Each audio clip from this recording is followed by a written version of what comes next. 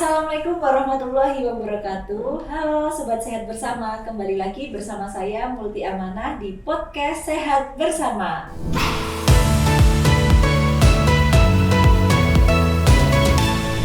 Bagaimana kabarnya Bapak Ibu? Saya harap semoga dimanapun jenengan berada, semoga kabarnya baik dan juga sehat. Pada podcast kali ini kita akan membahas hal yang menarik, yaitu seputar gizi. Karena gizi ini merupakan salah satu hal yang cukup memberikan peran yang sangat penting di dalam tubuh kita. Tentu saja di sini saya tidak sendiri, seperti biasa saya sudah ditemani oleh Ibu Ani Rohana, SKM Sarjana Gizi. Nah, Ibu Ani ini sudah memiliki banyak sekali pengalaman terutama di bidang gizi. Halo Bu Ani, bagaimana kabarnya Ibu? Alhamdulillah sehat, selalu bahagia. Alhamdulillah sehat ya Bu ya. Selalu bahagia, vibe-nya terasa sampai sini. Ya, Bu Ani, nanti saya ingin tanya-tanya nih Bu seputar gizi, terutama terkait gula ya Bu, karena gula ini memiliki peran yang cukup penting di dalam tubuh, karena adanya gula akan membuat tubuh itu semakin kuat gitu, karena gula menghasilkan energi. Tapi kalau gula ini dikonsumsinya nggak tepat kan juga bisa berbahaya Bu. Nah, tapi sebelum saya bertanya lebih dalam Bu, saya ingin tahu dulu nih Bu terkait identitas dari Bu Ani. Jadi bisa diceritakan Bu terkait profesinya Bu Ani dan juga gambaran peran Bu Ani di tempat kerja sekarang. Oh iya, saya bekerja sudah lama ya, dari tahun 1994. Dulu pernah di rumah sakit di daerah Lampung, kemudian pindah ke Jawa di Puskesmas Yogyakarta, kemudian ke Rumah Sakit Pratama Yogyakarta karena membutuhkan tenaga nutrisionis.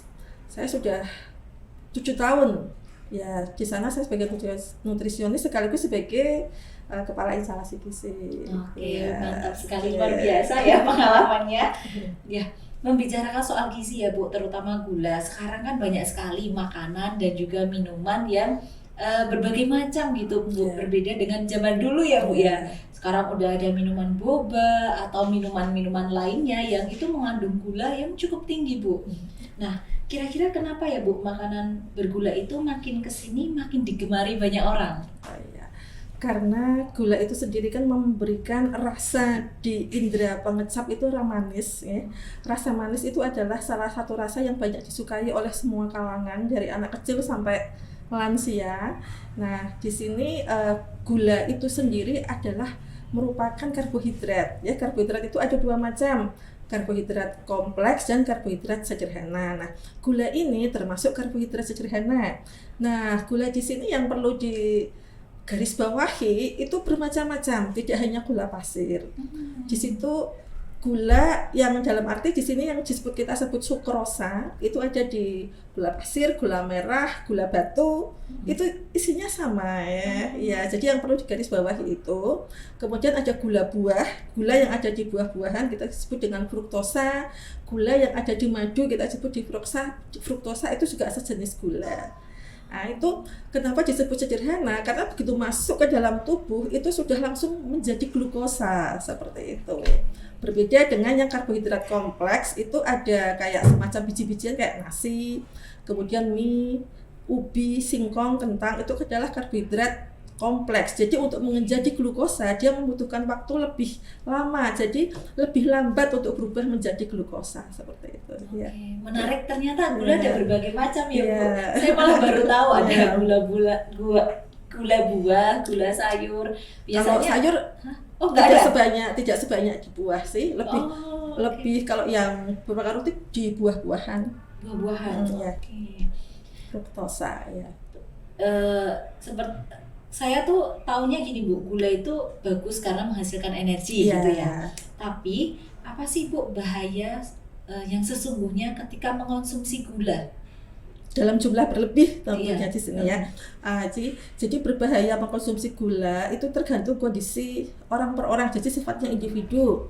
Kalau si orang tersebut individu tersebut sehat, tentunya gula yang masuk target maksimal yang masuk berbeda dengan target maksimal orang yang sudah menderita penyakit diabetes mellitus atau kencing manis ya.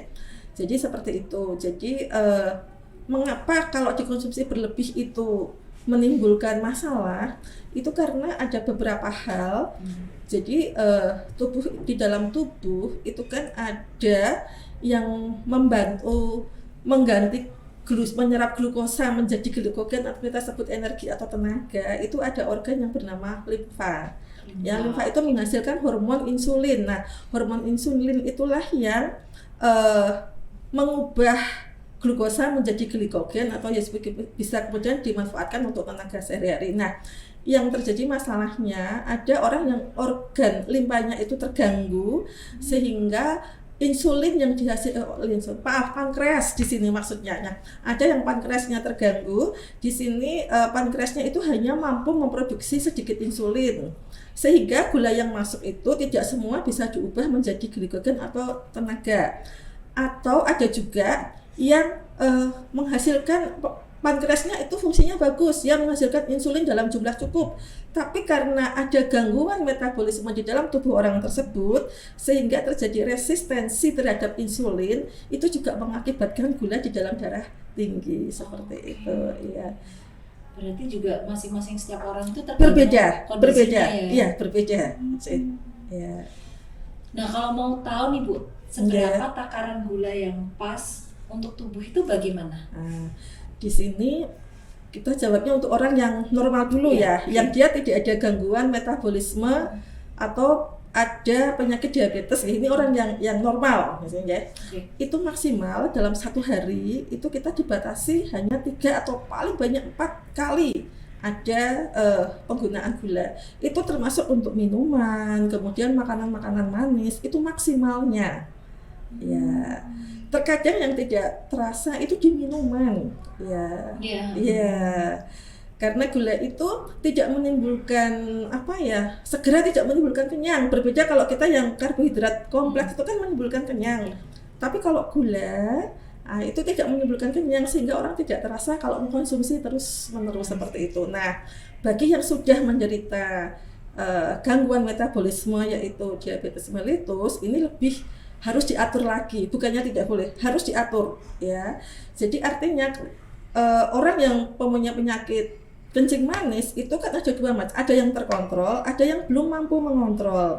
Kalau yang sudah mampu mengontrol kadar gula di dalam darah, itu penggunaan gula pasir dihitung berdasarkan kebutuhan energi dia dalam satu hari. Itu dia sudah bisa kalau yang mengontrol. Tapi kalau yang belum bisa mengontrol, sebaiknya mungkin lebih ke karbohidrat yang kompleks gitu kan.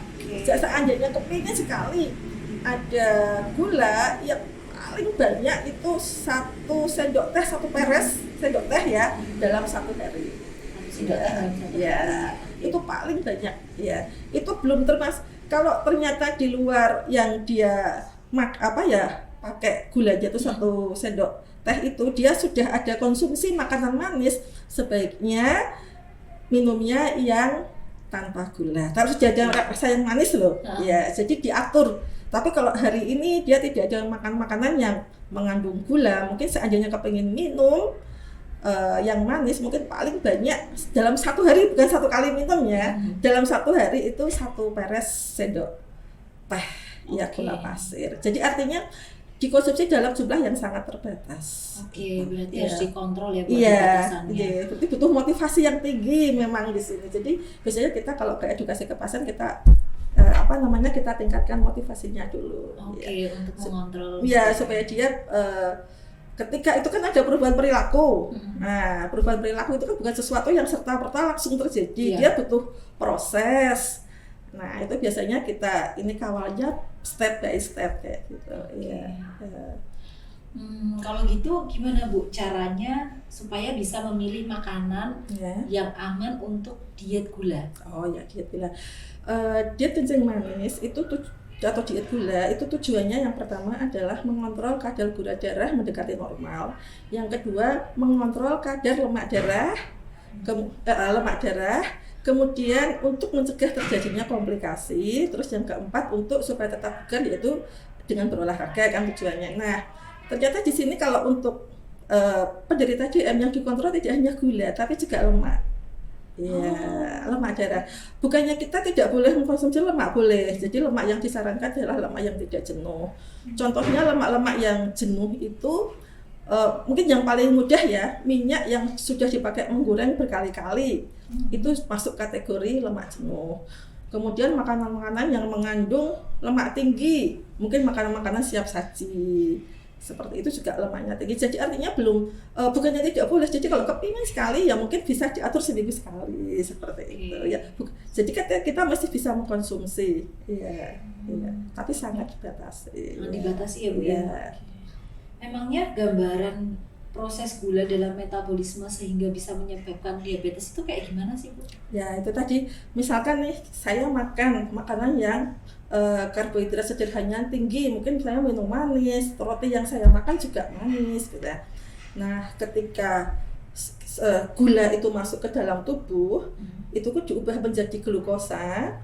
Nah ketika saya sehat, pankreas saya normal, fungsi saya tidak mempunyai gangguan metabolisme, maka yang masuk itu akan dicerna diubah menjadi tenaga. Tapi ketika saking tingginya, karena mungkin yang saya tidak hanya yang saya konsumsi itu hanya satu kali, itu mungkin sebelumnya juga tinggi kan, jadi dengan pola hidup ya, pola makan, sehingga terjadi resistensi, penolakan dari insulinnya itu sendiri. Jadi insulinnya tidak mampu mengubah glukosa itu menjadi tenaga itu tadi, sehingga gula yang ada di dalam darah itu menjadi tinggi, dan pengeluaran gula yang tinggi itu dikeluarkan lewat air seni. Otomatis air seni itu kan dikeluarkan lewat ginjal. Nah, ketika gula itu melewati ginjal, otomatis apabila itu terjadi sering akan mengganggu fungsi organ ginjal itu sendiri. Makanya itu nanti penderita gula itu ada komplikasi yang ke arah ginjal seperti itu. Itu nanti tenaga medis, masalah komplikasi lebih ke tenaga medis yang bisa menceritakan, menjelaskan. Dampaknya bisa kemana-mana ya Bu? Bisa sekali. Jadi memang mengapa sangat butuh untuk mengontrol kadar gula itu supaya untuk mencegah tidak terjadinya komplikasi. Kan katanya tuh karbo itu memiliki kandungan gula yang cukup tinggi ya Bu ya. Tapi apakah semua makanan karbo itu kadar gulanya sama? Berbeda-beda. Yaitu tadi kadar gula karbohidrat sederhana, karbohidrat kompleks. Nah, bedanya seperti ini. Meskipun karbohidrat sederhana itu dicernanya itu lebih lama, tapi ketika dimakan dalam jumlah banyak itu juga bisa menjadi glukosa yang tinggi di dalam darah. Jadi artinya karbohidrat itu memang sangat kita butuhkan untuk energi, tapi di sini dibatasi. Untuk yang gula, yang karbohidrat sederhana, itu tadi ya tergantung orangnya, kondisinya sehat atau kondisinya sakit. Kemudian karbohidrat yang kompleks, yang untuk orang sehat maupun orang dewasa, orang sehat maupun orang yang kena diabetes, itu sebetulnya tidak terlalu berbeda, karena yang harus mengatur gula, mengatur pola makan itu tidak hanya orang yang penderita DM, orang sehat pun juga disarankan untuk mengontrol asupan gulanya supaya untuk mencegah tidak menjadi diabetes. Jadi yang harus istilahnya yang disarankan untuk berdiet mengatur itu tidak hanya orang yang sakit tapi orang yang sehat juga. Jadi artinya kalau kita motivasi ke orang yang mungkin dari kadar gulanya tinggi itu biasanya di awal-awal itu agak shock.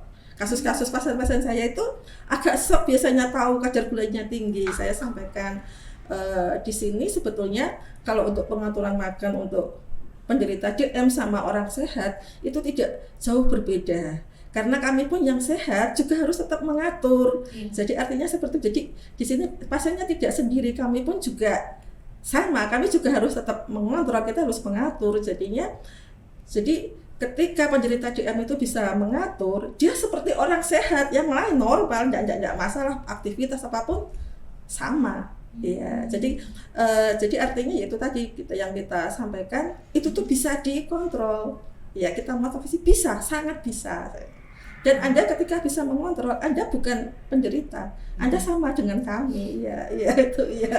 Jadinya kan pasien juga lebih tenang ya Bu ya. Ya biasanya kita motivasi dulu. Nah, Bu, apakah sayur dan buah itu juga bisa memicu naiknya gula darah itu? Tadi kan sempat di-spill ya, Bu Iya, ya? iya. Jadi buah-buahan itu kan banyak sekali macam-macamnya ya. Mungkin di sini buah-buahan yang sangat tinggi kadar gulanya atau fruktosa di dalam buahnya itu sangat tinggi. Itu contohnya seperti kayak kelengkeng, itu kan manis banget ya. Nangka, ya itu kan manis banget. Aduh, kok kesukaan saya semua. Manisan buah, ya. Nah, itu tuh apabila dimakan berlebih juga seperti kayak kita mengkonsumsi gula pasir itu. Jadi disarankan seandainya kepengen makan, ya tetap dibatasi seperti itu. Jadi mungkin lebih, karena kan buah juga sangat dibutuhkan oleh tubuh ya, karena fungsi vitamin, mineral, serat yang ada buah itu juga tidak tergantikan. Jadi kita tetap dibutuhkan makan buah. Jadi disarankan kalau buah-buahan itu yang seratnya tinggi. Misalkan jeruk siam itu dimakan kulitnya, maksudnya kulit ari bukan kulit luarnya ya. Iya, kalau kulit luarnya ya Saya kira ya kulit luarnya itu ya. Jadi ada serat yang ikut masuk. Jeruk siam, mengapa jeruk siam itu kandungan airnya tinggi tapi tidak terlalu manis. Kemudian pepaya bisa, kemudian salak bisa, ya. Terus apa itu namanya, belimbing juga bisa. Jadi buah-buahan itu kan banyak sekali di pasar, jadi mungkin lebih seperti itu. Tapi kalau buah-buahan yang sangat manis seperti mangga, kemudian stroberi juga bisa sih. Cuma stroberi itu sering dikonsumsinya justru pakai gula, bukan stroberinya yang dilarang. Bukan dilarang ya, mungkin dibatasi, tapi gulanya ya. Stroberinya sih bagus, vitamin C-nya tinggi, vitamin A tinggi, seratnya tinggi ya. Kemudian kalau sayur sendiri itu banyak mengandung serat juga yang dibutuhkan oleh tubuh. Jadi penderita DM tetap disarankan mengkonsumsi sayur. Nah, jenis sayuran itu sih kalau saya lihat tipikal orang Indonesia itu jarang makan sayur dalam jumlah yang sangat banyak, sehingga mungkin seandainya dia makan sayur pun tidak serta-merta cepat meningkatkan gula darah, kecuali berbarengan dengan makanan lain yang kadar gula darahnya tinggi. Tapi kalau buah iya. Oke. Ya. Tadi kan sayur dan buah. Nah, kalau daging, Bu, apakah daging bisa memicu timbulnya diabetes, terutama bagi para pecinta daging? Oh ya, kayak yang ini pecinta sate gitu ya. Iya. Ya.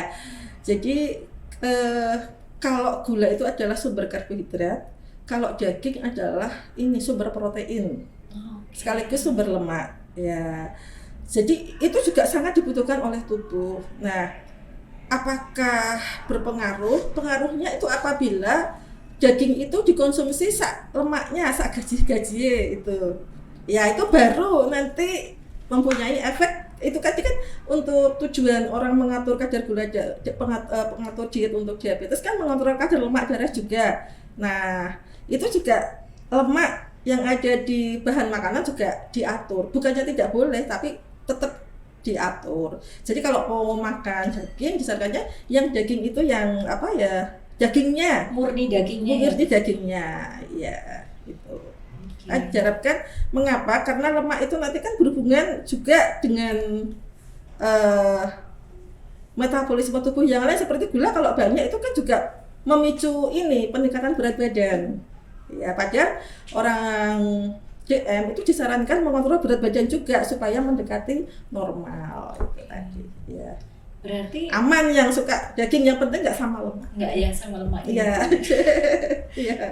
Berarti Bu, makanan yang aman bagi penderita diabetes itu yang diolahnya seperti apa sih Bu? Apakah direbus aja nih biar tanpa minyak atau gimana? Berbagai macam cara ya untuk memasak. Bisa dipanggang, sekarang kan ada grill yang nggak langsung arang gitu ya. Itu kan seperti itu, atau kalau orang Jawa itu kayak diungkep seperti itu.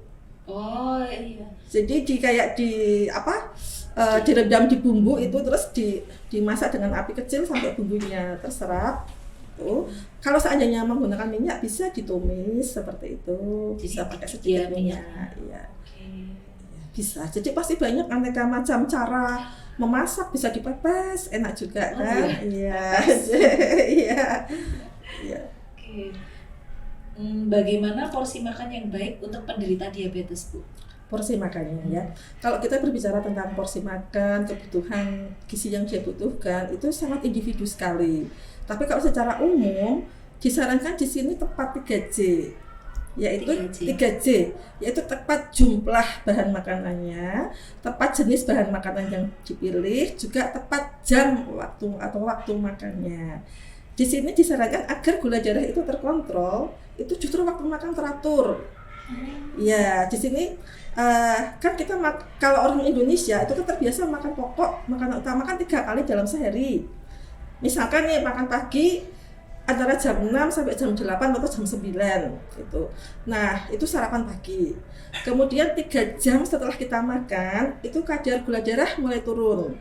Nah, itu butuh asupan tapi bukan makanan lengkap. Di sini disarankannya adalah snack. Nah, jadi ada asupan yang masuk. Kemudian 3 jam setelah makanan selingan, kita sebut selingan, itu makanan utama untuk waktu makan siang. Di setiap kali makan disarankannya zat gizinya lengkap, ada karbohidrat, protein, lemak, vitamin, mineral. Mudahnya ada sumber energi, bisa nasi, bisa ubi, bisa singkong, bisa mie atau kentang. Kemudian ada lauk, di sini ada lauk hewani, lauk nabati, ada sayur, ada buah. Nah, masalah kemudian sore 3 jam setelah makan siang gula darah turun lagi. Sering kan kita kalau sore itu terasa lapar gitu ya, itu waktunya snack time ya, itu cukup 1 potong ya, karena hanya untuk mengontrol kadar gula darah. Kemudian sore waktunya makan itu diharapkan tidak lebih dari jam 7 malam ya. Ya, seperti itu. Jadi mengapa kok harus teratur? Jadi ketika kita makan itu kan ada energi yang masuk. Nah, energi itu kita gunakan untuk beraktivitas ya, untuk kebutuhan organ tubuh. 3 jam itu turun, kita butuh asupan lagi. Nah, ketika justru masuknya itu teratur, itu kadar gula darah terkontrol, dia bisa flat. Tapi ketika kita makan tidak teratur nih, misalkan pagi kita tidak makan nih, tapi kita nyemil yang nggak terasa tuh ada yang manis. Padahal terkadang pasien itu kalau kita tanya, tadi sarapan nggak? Saya tidak sarapan. Kalau tidak sarapan, ada nggak kira-kira makanan yang kemungkinan masuk meskipun sedikit? Itu cemilan itu kadang dianggap bukan makanan, maksudnya makanan lengkap persepsinya pasien kita ya.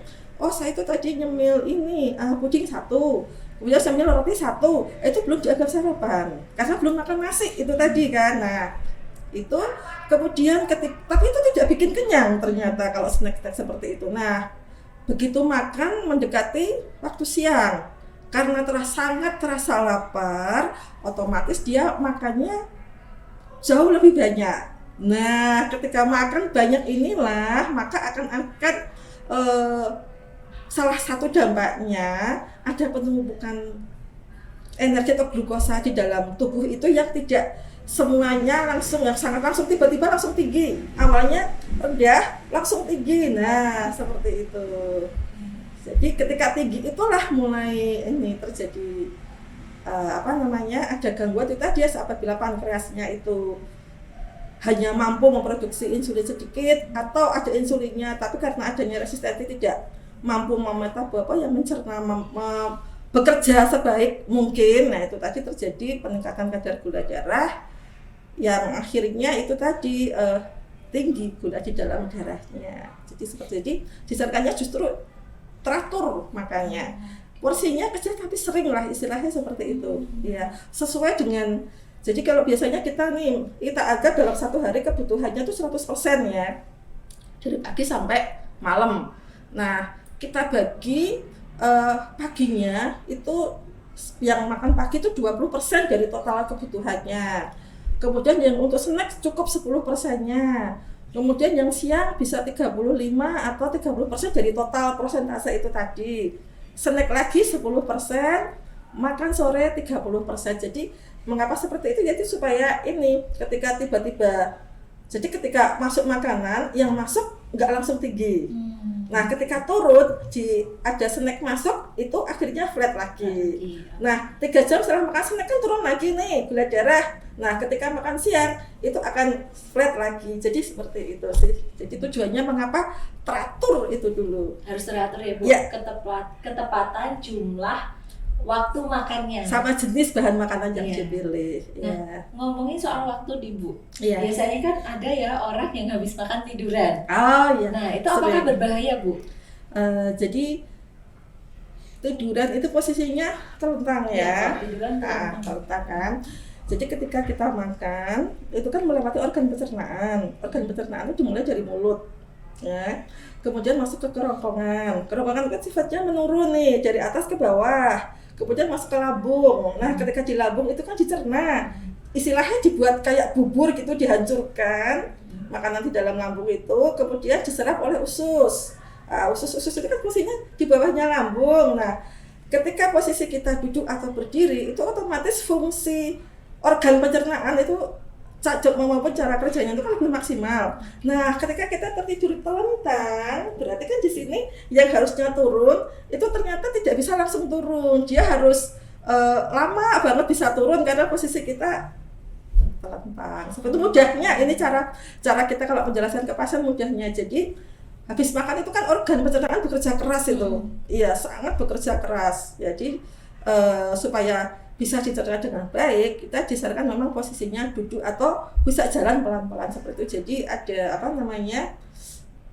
biar maksimal organ pencernaan dalam mencerna tubuh kita. Ya. Bahayanya itu terhibur beneran. Padahal ketika dicerna, makanan itu dicerna, kalau bisa kondisi kita itu terjaga. Iya, seperti itu. Saya pernah seperti itu lagi, Bu. Oke, Bu, misal nih Bu, kalau sudah bisa jaga pola makan, apakah masih butuh olahraga? Ya, olahraga ya. Jadi olahraga dan makan itu sebetulnya adalah satu rangkaian yang tidak bisa dipisahkan. Ya. Jadi olahraga sendiri itu kan tujuannya pertama untuk kebugaran. Ya. Ketika bugar, organ tubuh, metabolisme tubuh, aliran darah itu juga lancar.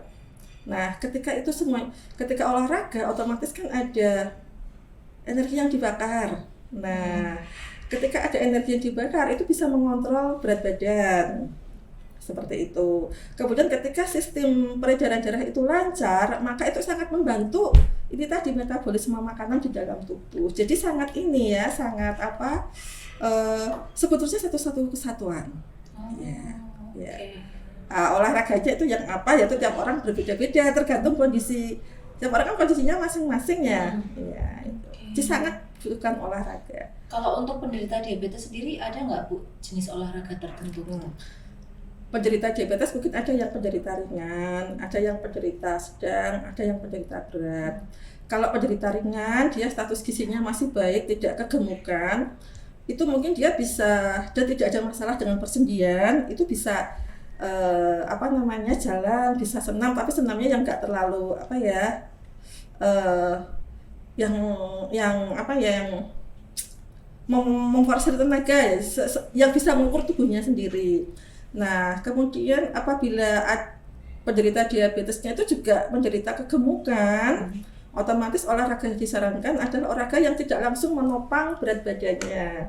Di sini memang kalau memang yang membuat itu renang. Renang itu kan dia dibantu oleh ini tadi ya, kondisi di dalam air itu kan tubuh cenderung mengambang, jadi tidak membuat kaki, biasanya yang menjadi tumpuan kan kaki ya ketika ya untuk penderita obesitas itu. Jadi bisa bersepeda juga ya sesuai kemampuannya. Kemudian kan ada juga yang penderita diabetes yang sudah parah itu, yang sampai ada luka, ya itu juga menyesuaikan juga, sangat individu sekali. Ya, sesuai kondisinya masing-masing. Jadi tidak, kalau olahraga itu sebetulnya bisa menentukan tuh dirinya sendiri. Saya mampu tidak olahraga ini, saya mampu tidak olahraga ini. Oke, baik Bu. Tidak terasa Bu, perbincangan kita sudah memasuki sesi akhir, tetapi sebelum saya tutup, saya ingin Ibu Ani memberikan pesan-pesan untuk Sobat Sehat Bersama yang ada di rumah yang ingin memulai hidup sehat, baik itu yang belum terkena diabetes atau yang sedang berusaha survive dari diabetesnya, Bu. Pada prinsipnya makan itu kan harus dinikmati ya. Ya, kita harus jadi supaya bisa menikmati adalah kita mempunyai keinginan sendiri untuk bahwa sehat itu berawal dari saya gitu ya. Jadi itu tadi ya, diusahakan dalam makan teratur pola makannya. Kemudian tadi memilih bahan makanan yang sudah saya sampaikan tadi ya, seadanya daging yang tidak berlemak, mungkin bisa konsumsi ikan, telur dan sebagainya ya. Mungkin kalau jenis bahan makanannya itu yang dibatasi sangat sedikit ya. Kemudian tetap konsumsi buah-buahan segar, sayur-sayuran, juga nanti ada lauk nabati juga. Jadi komplit dalam satu kali makan itu ada makanan sumber karbohidrat, protein, lemak, vitamin, mineral. Kalau diterjemahkan dalam bentuk makanan, itu ada makanan pokok. Kemudian mungkin mudahnya tuh piring makan ya. Dalam satu piring makan itu kebutuhan makanan pokoknya, misal kita mau makan nasi atau bihun, itu cukup sepertiganya. Iya, 2/3-nya itu nanti diisi oleh lauk-lauk, sayur dan buah. Jadi di sini diberikan kepada makanan pokoknya cukup sepertiganya. Sepertiganya. Iya. Oke, luar biasa Bu perbincangan kita. Saya juga dapat wawasan baru nih Bu, karena ternyata dari tadi saya dengerin, waduh kok saya belum seperti itu, kok saya bertahap Pak. Kita berproses ya. Tapi kalau seandainya saya hari ini melebihi ya dari yang saya butuhkan, itu tadi dengan olahraga itu tadi sangat membantu. Oke. Ya begitu Sobat Sehat Bersama. Jadi dimanapun Anda berada, tetap jaga pola makannya. Dan tadi ada tips juga, kita perlu tepat jumlah makan, tepat jumlah bahan makan, dan juga tepat jam waktu makannya. Itu yang perlu diperhatikan supaya gula yang ada di dalam tubuh kita tetap stabil. Oke, kalau gitu saya mengucapkan terima kasih kepada Bu Ani yang sudah mau memberikan banyak ilmunya untuk kita semua dan juga Sobat Sehat Bersama. Nantikan podcast selanjutnya, jangan lupa subscribe, like, dan juga komen. Terima kasih.